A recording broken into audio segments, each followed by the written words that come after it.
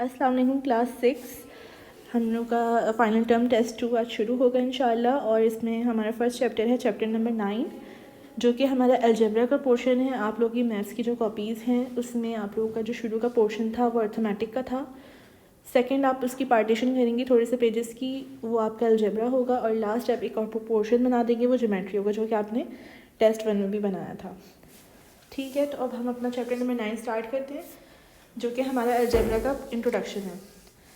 तो algebraic expressions क्या होते हैं? एक्सप्रेशंस बेसिकली मैथ्स में इक्वेशंस को कहते हैं। और अलजेब्रिक एक्सप्रेशंस मींस ऐसे एक्सप्रेशंस जिसमें अलजेब्रा का यूज़ हो। अलजेब्रा में दो चीज़ें हमें याद रखने वाली हैं, एक है कोफिशिएंट और एक होता है वेरिएबल।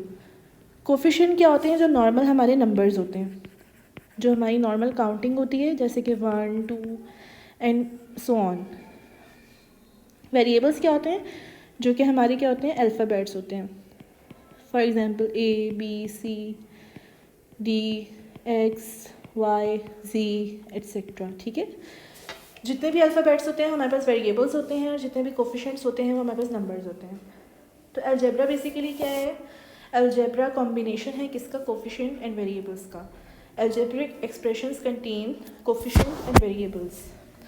ओके, सो इन अलजेब्रिक एक्सप्रेशंस को सिंपल मैथ्स में तो हम आराम से प्लस माइनस कर सकते थे, but in algebra in equations को अब आप लोग खुद सोचेंगे अल्फ़ाबेट्स को कैसे प्लस कर सकते हैं।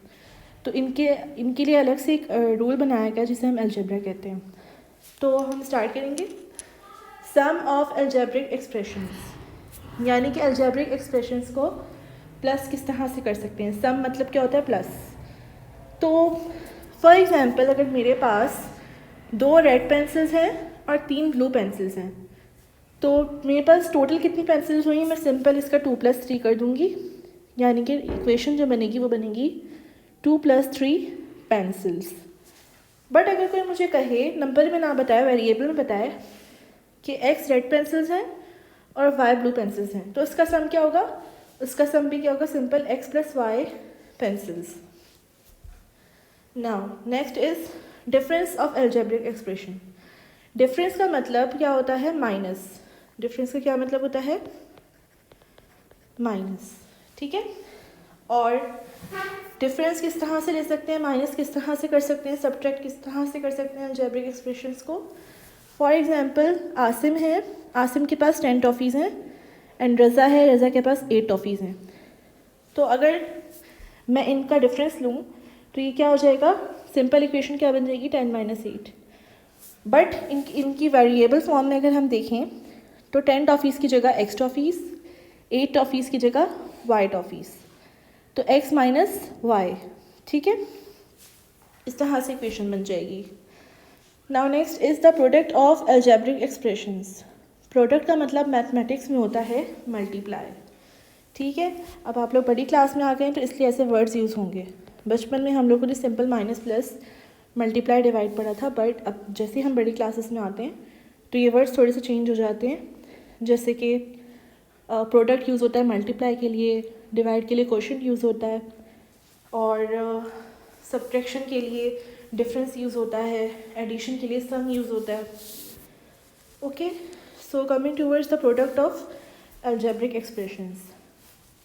मल्टीप्लाई किस तरह से किया जा सकता है अलजेब्रिक एक्सप्रेशंस को? तो इसकी हम एक एग्जांपल देख लेते हैं।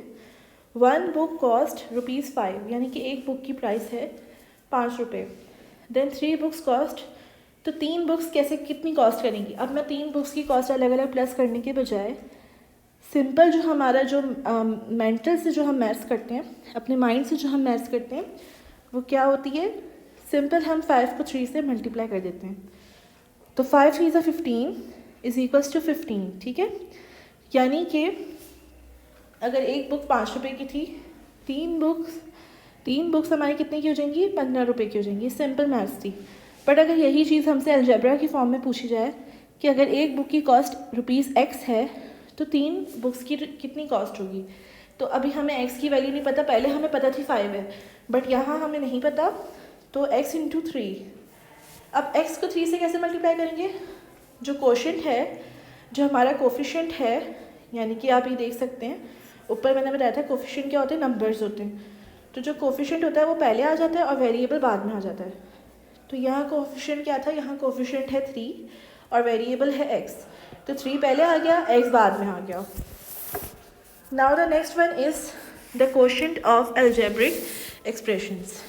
क्वोशंट का मीनिंग मैंने आप लोगों को भी बताया है, प्रोडक्ट हमारा मल्टीप्लाई होता है और क्वोशंट हमारा क्या है, क्वोशंट हमारा है डिवाइड। ठीक है, क्वोशंट का मतलब यहाँ हम देते हैं डिवाइड करने को। ठीक है, तो अलजेब्रिक एक्सप्रेशंस को डिवाइड किस तरह से किया जाता है, इनको इस तरह से डिवाइड किया जाता है कि 5 बॉयज़ शेयर्स 10 एप्पल्स। 5 बॉयज़ हैं जो कितने एप्पल्स शेयर करते हैं, 10 एप्पल्स शेयर करते हैं among themselves. Then we say that each boy gets 10 divided by 5 और 2 एप्पल्स।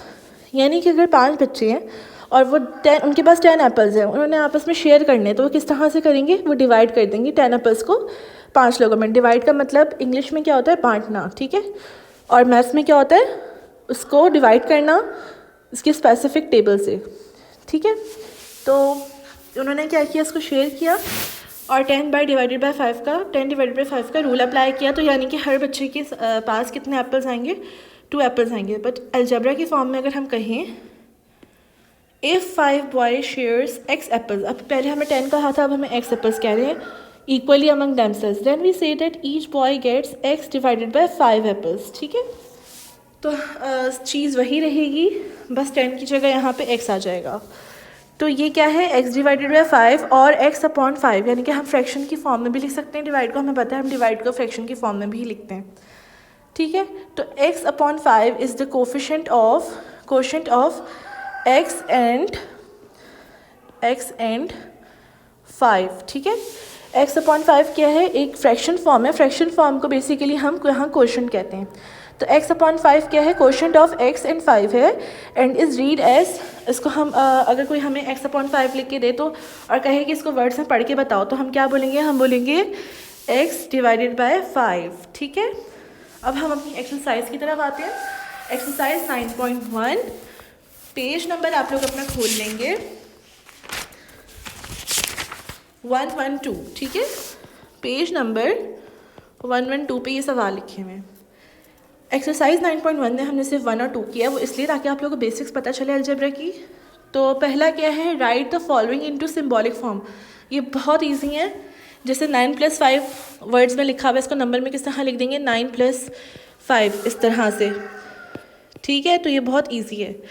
10 7 - 2 ये भी ईजी है। 5 × 8, 9 डिवाइडेड बाई 3।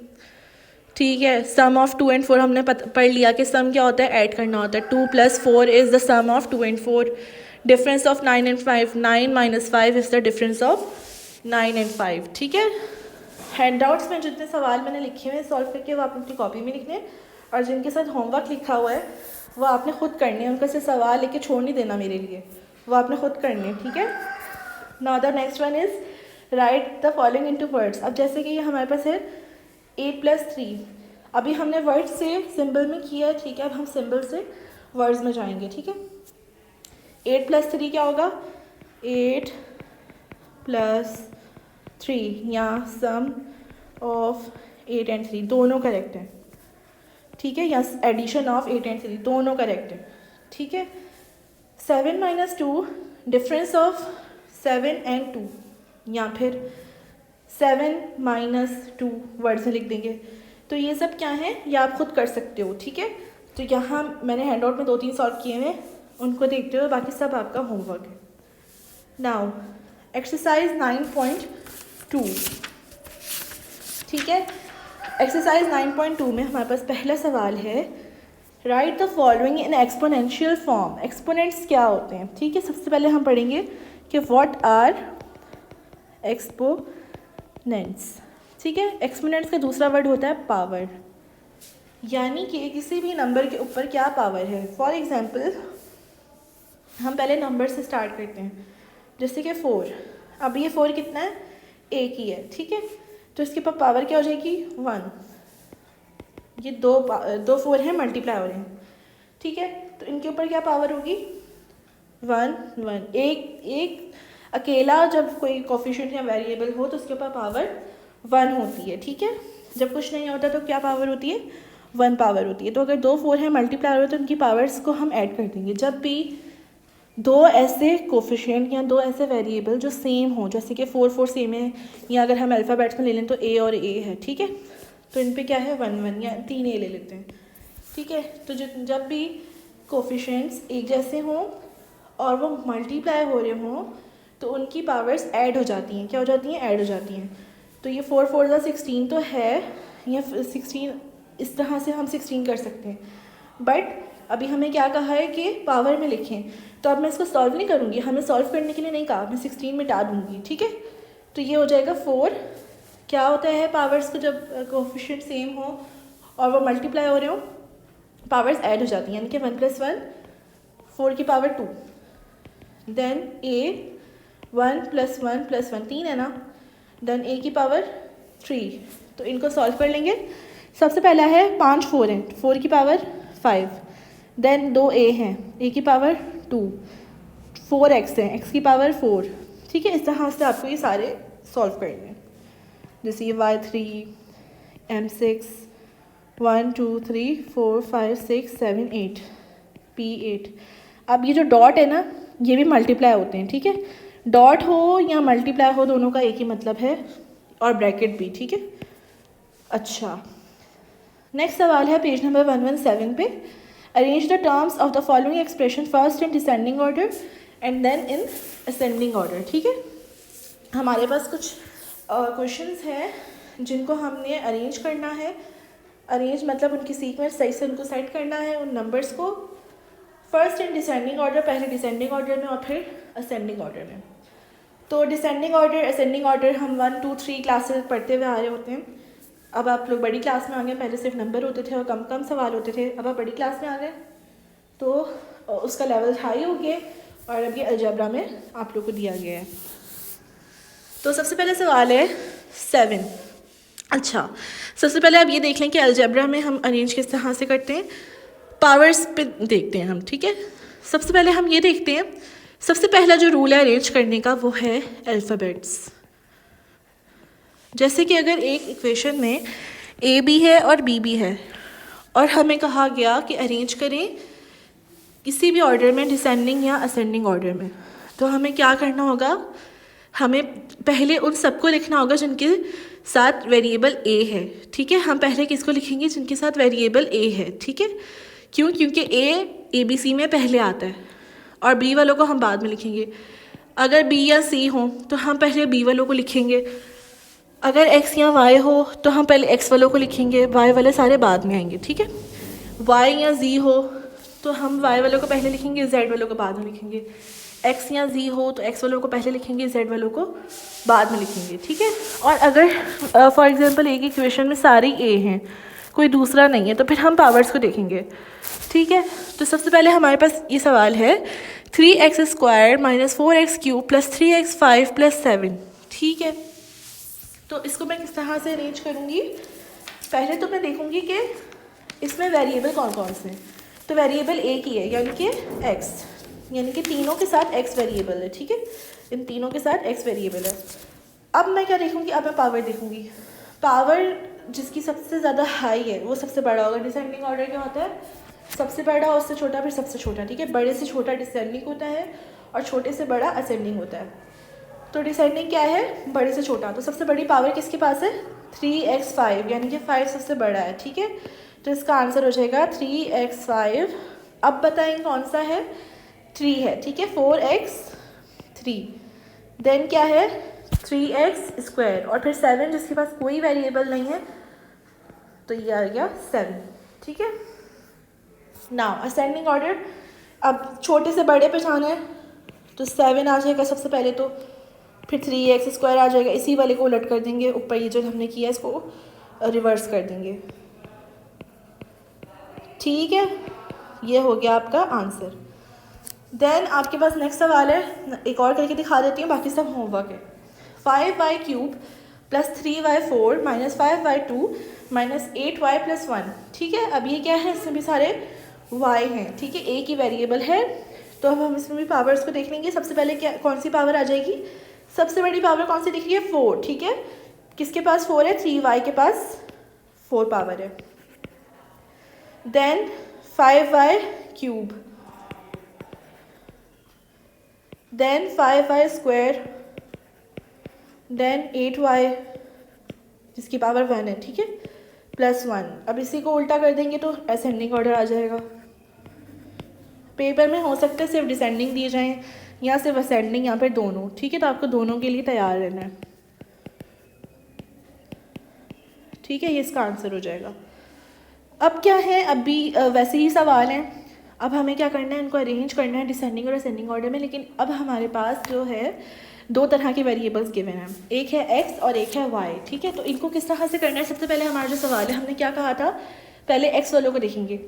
तो x वालों में हमारे पास सबसे बड़ा कौन सा है, सबसे पहले x क्यूब यानी कि x की पावर 3। नेक्स्ट हमारे पास है 3xy स्क्वायर और एक है 3x स्क्वायर वाई। तो पहले हमने x को देखना है, इस पे x पे 1 पावर है और इस पे x पे 2 पावर है, तो जिस पे 2 है हम पहले वो लिखेंगे, देन जिस पे 1 है हम पहले वो लिखेंगे। अब हमारे पास, अब हम देखेंगे y वालों को, ठीक है। अब हम देखेंगे y वालों को, कौन सा क्या बचा, y3 बचा, तो y3 सबसे बाद में आ गया, ये हमारा आंसर है।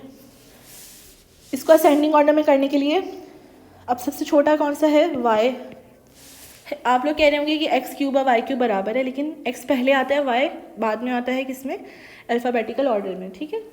तो y क्यूब पहले आ गया, फिर 3xy स्क्वायर, फिर 3x स्क्वायर y, फिर x क्यूब। नेक्स्ट हमारे पास इसी तरह का क्वेश्चन है, xy 7 minus 3xy5 plus x5y cube minus x7y, ठीक है।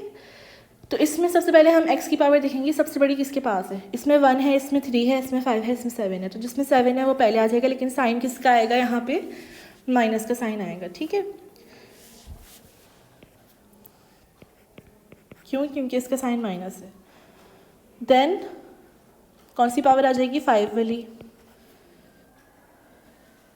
ठीक है। देन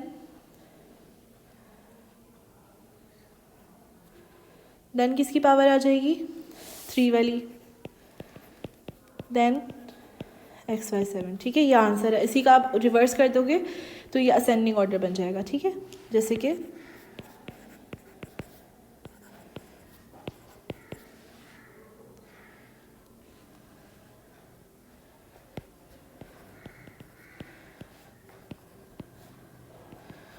ठीक है। तो यहाँ पे हम अपनी वीडियो का एंड करते हैं। इसकी लास्ट एक्सरसाइज 9.3 है, जो कि आप नेक्स्ट वीडियो में देख सकोगे। थैंक यू एंड अल्लाह हाफिज़।